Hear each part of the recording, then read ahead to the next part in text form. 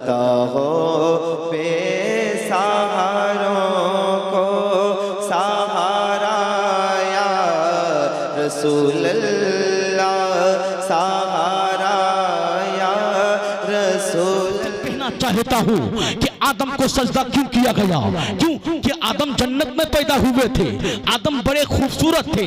नहीं, बल्कि फरिश्तों की मुकद्दस पेशानियां आदम के सामने इसलिए झुकाई गई थी कि आदम का सीना उलूम से, एजुकेशन से, तालीम से भरा हुआ था।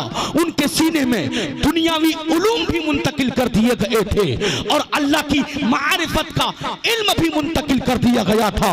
तो पता चला, मालूम हुआ कि जब हम मुसलमानों के अंदर दीनी तालीम भी हो जाए, दुनियावी तालीम भी हो जाए, हमारे बच्चे साइंस में भी महारत हासिल करें, हमारे बच्चे टेक्नोलॉजी में भी महारत हासिल करें, हमारे बच्चे हर मैदान में कामयाब हो जाए, तो कसम खुदा की सारी दुनिया हम मुसलमानों के कदमों के सामने झुकती हुई नजर आएगी, गिरती हुई नजर आएगी। इसलिए मैं आपसे बताना चाहता हूँ कि तालीमी मैदान में आगे बढ़िए, अपने बच्चे को तालीमी मैदान में आगे बढ़ाइए।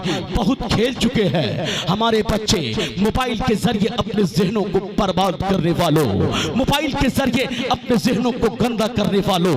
हमें और आपको इल्म के लिए जागना होगा, तालीम के लिए जागना होगा।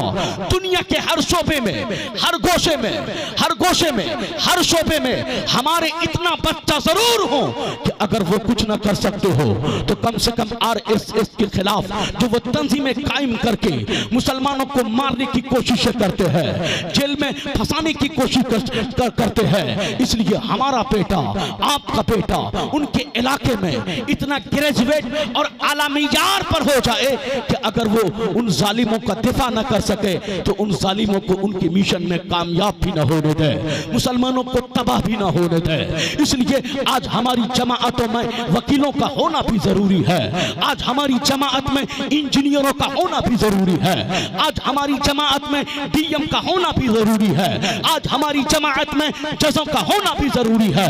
अगर इसी पिछसरपुर में से किसी के बाप की नीयत यह है कि मैं अपने बेटे को DM बनाऊंगा, मैं अपने बेटे को DM की कुर्सी पर बैठाना चाहता हूं, और उस बाप ने अपने बेटे को इतनी तालीम दे दिया है, मदरसा शुक्रिया शहीदुल उलूम में पढ़ाए, इतना पढ़ा दिया है कि उसका बेटा हलाल भी जानता है, हराम भी पहचानता है।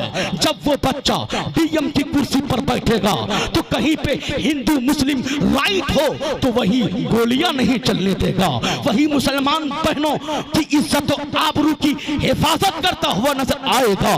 तो जिस तरह एक बेटे को हाफिज़े कुरान बनाना सवाब का काम है, इसी तरह आपका अपने बेटे को DM बनाना भी सवाब का काम होगा, इंजीनियर बनाना भी सवाब का काम होगा, डॉक्टर बनाना भी सवाब का काम होगा। आज हमारा माहौल, हम निहायत ही पसमानदा है तालीम के मामले में, हमें आगे बढ़ना होगा, वरना वो दिन दूर नहीं मुसलमानों जब हमको मारा जाएगा, हमको काटा जाएगा। हिंदुस्तान के बिगड़ते हालात हमारी निगाहों के सामने है। कहीं मुसलमानों पर दहशतगर्दी का इल्जाम है, कहीं मुसलमानों पर टेररिस्ट का इल्जाम है, कहीं मुसलमानों को हिंदुस्तान का नंबर 1 शहरी मानने से इनकार किया जा रहा है। ए मुसलमानों, अगर हमारी एजुकेशन का मामला यही रहा, तालीम का मेयार यही रहा, तो हम हर जगह मारे जाते रहेंगे, हर जगह परेशान किए जाते रहेंगे। इसलिए मैं कहना चाहता हूं कि अपने इदारे को, अपना मदरसा शुक्रिया शहीदुल उलूम को इतना आगे बढ़ाओ, इतना आगे बढ़ाओ कि आज यहां से 5 बच्चा हाफिज़े कुरान बनकर निकल रहे हैं। आने वाले साल में आपके गांव से 10 बच्चा हाफिज़े कुरान बनकर निकले।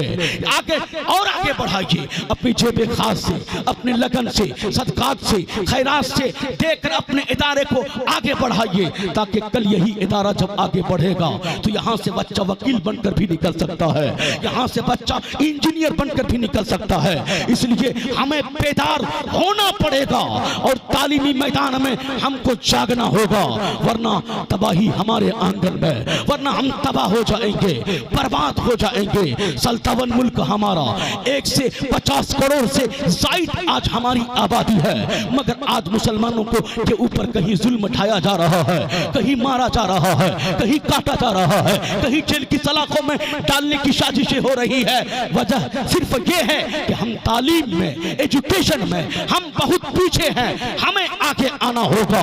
कुरान सिर्फ नमाज रोजे का पैगाम नहीं देता है, कुरान नमाज भी सिखाता है, रोजा भी सिखाता है, शरीयत की बात भी सिखाता है, और Quran science, technology, astrology, astronomy, mathematics, इन तमाम चीजों का इल्म देता है। इसलिए मुसलमानों हमें बेदार होना पड़ेगा, वरना इकबाल ने कहा था, न समझोगे तो मिट जाओगे, ए हिंदुस्तान वालों तुम्हारी दास्तां तक न होगी दास्तानों में। इसलिए मुसलमानों तालीमी मैदान में आप बेदार हो जाइए। मेरे जो गार्जियन हैं उनसे भी गुजारिश है, अगर बाप हैं तो आप अपनी ख्वाहिशों पे कंट्रोल करें, मेरी बहन जो बैठी हैं वो भी अपनी ख्वाहिशों पे कंट्रोल करें और अपने बच्चे को पढ़ने का माहौल दें, अपने बच्चे को कलम का पैसा इकट्ठा करके, अपने बच्चे को किताब का पैसा इकट्ठा करके अपने बच्चे को आप पढ़ाएं और उनसे जायजा भी लें कि मेरा बेटा बराबर पढ़ने आ रहा है कि नहीं आ रहा है। जब बच्चा आपका स्कूल से या मदरसा से पढ़कर आए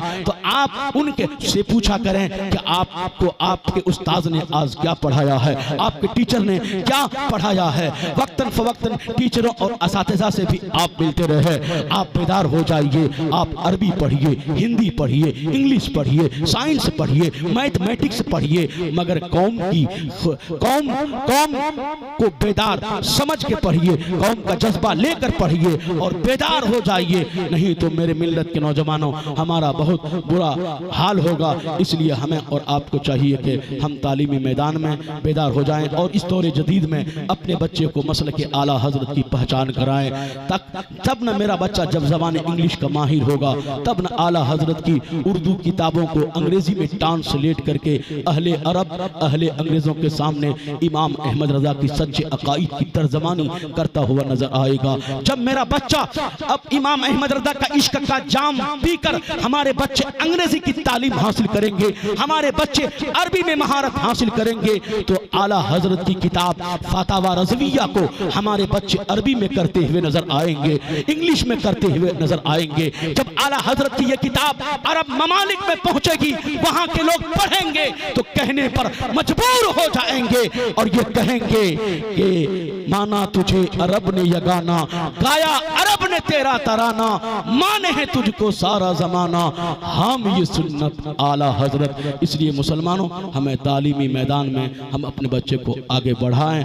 आज हमारे पास सब कुछ है, दौलत अच्छी है, मकान है, खाने के सारे चीज़ हमारे हम मुहैया हैं, हमारे पास जो कुछ है उसका सही इस्तेमाल नहीं हो रहा है।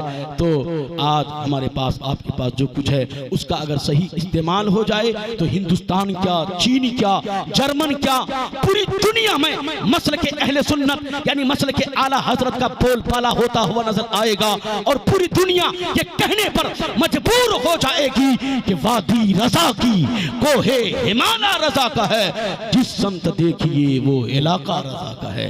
इन्हीं बातों के साथ मैं अपनी गुफ्तगू को ख़त्म करता हूँ। मौला तबारक व तआला से दुआ है कि बोलने से ज़्यादा हम मुसलमानों को अमल करने की तौफीक अता फरमाए और हम अपने बच्चे को तालीमी मैदान में इतना आगे बढ़ाएं कि हिंदुस्तान के हर डिपार्ट में हमारा अपना बच्चा हो और वो बच्चे के पास दीन की इतनी तालीम हो कि इसे इस्लाम की हमदर्दी हो, दीन से रसूलिल करीम। अम्मा बाद फ़अऊज़ु बिल्लाहि मिनश शैतानिर रजीम। बिस्मिल्लाहिर रहमानिर रहीम। इक़रा बिस्मि रब्बिकल्लज़ी ख़लक़। क़ाल अन्नबिय्यु सल्लल्लाहु तआला अलैहि वसल्लम खैरुकुम मन तअल्लमल क़ुरआन व अल्लमह। सदक़ल्लाहुल अज़ीम। आइए हम और आप सबसे पहले आकाए कायनात फ़ख्र मौजूदात सैयद अरब व अजम सल्लल्लाहु अलैहि वसल्लम की बारगाह मुक़द्दसा में दुरूद शरीफ का नजराना पेश करें। पढ़ें बाआवाज़ बुलंद दुरूद शरीफ। अल्लाहुम्मा सल्लि अला सैयदना शफीना हबीबना मौलाना मोहम्मद माअदिनिल जूद वल करम मंबइल इल्म वल हिकम सल्लल्लाहु तआला अलैहि वसल्लम। जो शय तेरी निगाह से गुजरे दुरूद पढ़, जो शय तेरी निगाह से गुजरे दुरूद पढ़, हर जुज़्व कुल है मजहरे अनवार मुस्तफ़ा। आप देख रहे हैं मेंबर रसूल पर मुल्क व मिल्लत के हीरे मौजूद हैं जो पूरे हिंदुस्तान में अपनी क़यादत करते हुए नज़र आ रहे हैं। मुझे खुशी इस बात की है कि ऐसे बावकार उलमा की मौजूदगी में मुझ जैसे कम इल्म को खिताब करने का मौका अता किया गया।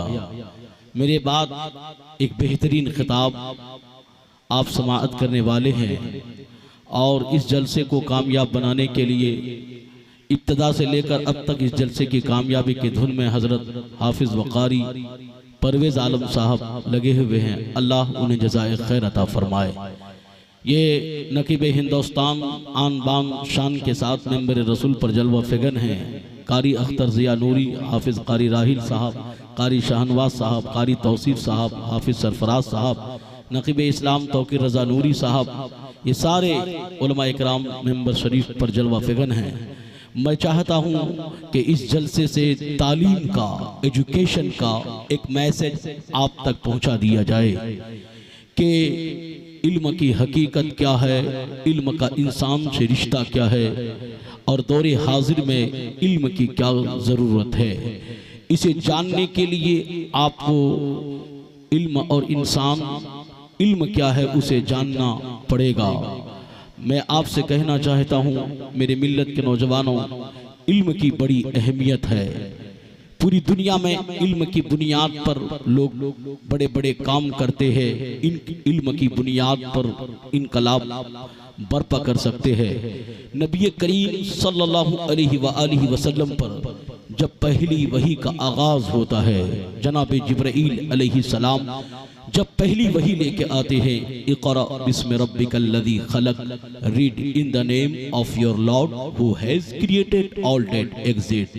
नबी करीम पर जब पहली वही का आगाज होता है, जनाब जिब्राईल जब पहली वही लेके आते हैं, वो ना तो निकाह से ताल्लुक़ रखती है, न तलाक से ताल्लुक़ रखती है, न खाने से ताल्लुक़ रखती है, न पीने से ताल्लुक़ रखती है, न माशी ज़िंदगी से ताल्लुक़ रखती है, न माशरती ज़िंदगी से ताल्लुक़ रखती है। अरे नबी पर जो पहली वही आई थी वो इल्म की अहमियत को उजागर करने के लिए आई थी। वो पूरी दुनिया को तालीम याफ्ता बनाने के लिए आई थी। अरे जिस भयानक दौर में मेरे नबी तशरीफ लाए थे, उस जमाने में इल्म का कोई माहौल नहीं था, इल्म की कोई रोशनी नहीं थी, इल्म की कोई शुआ नहीं थी। ऐसे जहालत के आलम में, ऐसे तारीकी के आलम में, ऐसे कुफ्र इल्हाद के घंघूर माहौल में अल्लाह के नबी सल्लल्लाहु अलैहि वसल्लम ने सिर्फ 23 साल की कलील मुद्दत में 1,24,000 सहाबा के हाथों में कलम थमा करके दुनिया को ये पैगाम दिया था कि इस्लाम मिटने के लिए नहीं बल्कि इस्लाम कयामत तक रहने के लिए आता है। और इस्लाम के दामन में किसी एक गोशे का इल्म नहीं होगा। दुनिया के तमाम उलूम, एजुकेशन जो पाए जाएंगे वो इस्लाम के दामन से वाबस्ता होगा, वो इस्लाम के दामन से जुड़ा होगा। आपका क्या ख्याल है? आप इल्म को कितनी अहमियत दे सकते हैं? हजरत आदम का तारुफ इल्म की बुनियाद पर हो रहा है। जब हजरत आदम को पैदा किया गया, फरिश्तों को बुलाया गया और फरिश्तों में सामने में होने वाली चीजों को रखा गया और पूछा गया, फरिश्तों बताओ इन चीजों की हकीकत क्या है? तो फरिश्तों ने इतराफ किया था, सुब्हानक ला इल्म लना इल्ला मा अल्लमतना इन्नका अंतल अलीमुल हकीम। ए अल्लाह, तेरी जात पाक है, हम सिर्फ उतना जानते हैं जितना तूने हमें सिखाया है, जितना तूने हमें पढ़ाया है, इसके अलावा हम कुछ नहीं जानते। फिर हजरत अल्लाह, फिर मेरे मिल्लत के नौजवानों, हजरत आदम से पूछा गया, बताओ इन चीजों की हकीकत क्या है, इनकी तारीफ और डिफिनेशन क्या है, इनका मकसद क्या है। तो हजरत आदम ने एक एक चीज का नाम गिनाना शुरू किया, नाम ही नहीं बल्कि उनकी हकीकत, उनका मकसद भी बयान करना शुरू कर दी। जब हजरत आदम का इल्म फरिश्तों के इल्म से बढ़ गया, तब अल्लाह ने कहा, ए फरिश्तों, आदम को सजदा करो, आदम के सामने झुक जाओ। अब मैं इस जगह पर रुककर मैं आपसे कहना चाहता हूं कि आदम को सजदा क्यों किया गया। क्यों कि आदम जन्नत में पैदा हुए थे, आदम बड़े खूबसूरत थे, नहीं नहीं बल्कि फरिश्तों की मुकद्दस पेशानियां आदम के सामने इसलिए झुकाई गई थी कि आदम का सीना उलूम से, एजुकेशन से, तालीम से भरा हुआ था। उनके सीने में दुनियावी उलूम भी मुंतकिल कर दिए गए थे और अल्लाह की मारिफत का इल्म भी मुंतकिल कर दिया गया था। तो पता चला, मालूम हुआ कि जब हम मुसलमानों के अंदर दीनी तालीम भी हो जाए, दुनियावी तालीम भी हो जाए, हमारे बच्चे साइंस में भी महारत हासिल करें, हमारे बच्चे टेक्नोलॉजी में भी महारत हासिल करें, हमारे बच्चे हर मैदान में कामयाब हो जाए, तो कसम खुदा की सारी दुनिया हम मुसलमानों के कदमों के सामने झुकती हुई नजर आएगी, गिरती हुई नजर आएगी। इसलिए मैं आपसे बताना चाहता हूं कि तालीमी मैदान में आगे बढ़िए, अपने बच्चे को तालीमी मैदान में आगे बढ़ाइए। बहुत खेल चुके हैं हमारे बच्चे मोबाइल के जरिए अपने जहनों को बर्बाद करने वालों, मोबाइल के जरिए अपने जहनों को गंदा करने वालों।